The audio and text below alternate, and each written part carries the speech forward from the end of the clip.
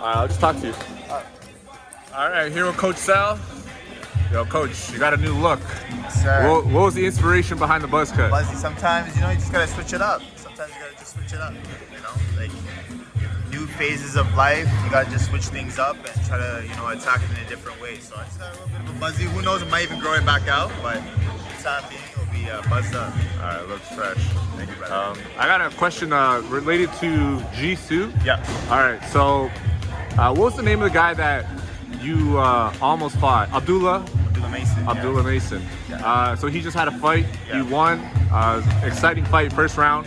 I think he got dropped twice, but then he ended up knocking the guy out. Right. Now that's a guy that Gisu was supposed to fight, or they wanted to fight Gisu at some stage in the past. Where do things stand with that fight? And Yeah. Well, with that fight, they offered us it on a week's notice. They offered us a fight with Abdullah Mason on a week's notice in Quebec City when they were out here in Quebec. They needed like a local fighter that was going to come in and lay down for him. But I mean, that's not in our game plan. That's not what we do. That's not our motive. No matter the purse, it doesn't matter. You know what I mean? But on a week's notice, especially with a sharpshooter like Abdullah Mason, it really didn't make sense for us to go ahead and take that up. But he definitely showed that he is vulnerable. I mean, he does have definitely a suspect chin. And I watched the fight live in Virginia on the Top Rank card. I had a fighter on that card. And we ended up watching it live. And the kid is actually, in person, he's very fast. He's a very talented fighter. But can he take a punch? I think that at a high level, he got exposed in a sense. There's some serious sharpshooters at 135, man. And they can bang too. So it'll be interesting the way this kid fares. And he's young, so because he's young, he wants to fight.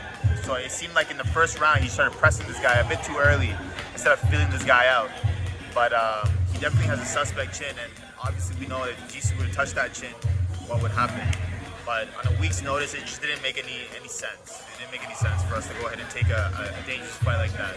If it was a 4-week notice, then why not, right? We'll roll the dice and let it go. But on a week's notice, we knew why they called us on a week's notice. All right, so if they called you up right now and said, we want to fight Gisu in 2 months, would you take that fight? Of course, and the money's right, 1,000%. 1,000%. The money is right. What would Tyler say about it? Do you think he would take it? He'll be down for it too.